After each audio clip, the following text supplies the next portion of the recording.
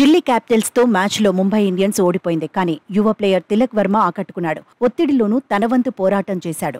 Mumbai Indians 65 పరుగులకి 3 వికెట్లు కోల్పోయినా తను మాత్రం కాన్ఫిడెంట్ గానే ఆడాడు. 20వ ఓవర్ తొలి బంతి వరకు పోరాటం చేశాడు. 32 బంతుల్లో 63 పరుగులు సాధించాడు.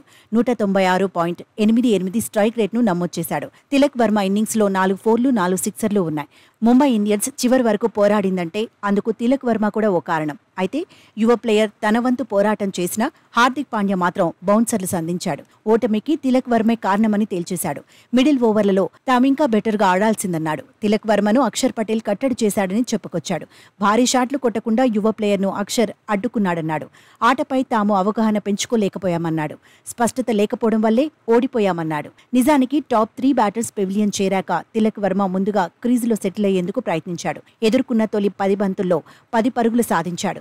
ఈ మ్యాచ్లో అక్షర్ పటేల్ 2 ఓవర్లు వేశాడు. అంటే 12 బంతులు సంధించాడు. అందులో 6 బంతులను తిలక్ వర్మ ఫేస్ చేశాడు. తొలి 4 బంతులకు సింగిల్స్ తీశాడు. చివరి 2 బంతులకు మాత్రం ఒక 6, ఒక 4 కొట్టాడు. అయితే తిలక్ సింగిల్స్ తీయడంతోనే పాండ్యా ఫీల్ అయినట్టున్నాడు. షాట్లు ఆడే ఉద్దేశం యువ ప్లేయర్లో కనిపించలేదన్నట్టుగా మాట్లాడాడు. దీంతో పాండ్యాను అభిమానులు ఆడేసుకుంటున్నారు. తిలక్ షాట్లు కొట్టినప్పుడు మరో ఎండ్లో ఉండి హార్దిక్ ఏం చేసినట్టని ఫ్యాన్స్ ఆడేసుకుంటున్నారు. ఎలా ఆడాలో తిలక్కు సీనియర్గా చెబితే సరిపోయేది కదా అంటున్నారు. అక్షర్ బౌలింగ్ను పాండ్యా కూడా ఎందుకు టార్గెట్ చేయలేదంటున్నారు. దీనికి హార్దిక్ దగ్గర అసలు సమాధానం ఉందా అంటున్నారు. బౌలర్గా తాను ఎక్కువ పరుగులు ఇచ్చిన విషయాన్ని మర్చిపోయాడా అని కడిగేస్తున్నారు. డీసీ ఓపెనర్గా ఫ్రేజర్ దంచుకొడుతుంటే తన బౌలింగ్ విభాగాన్ని సమర్థంగా పాండ్యా ఎందుకు నడిపించలేకపోయాడంటున్నారు.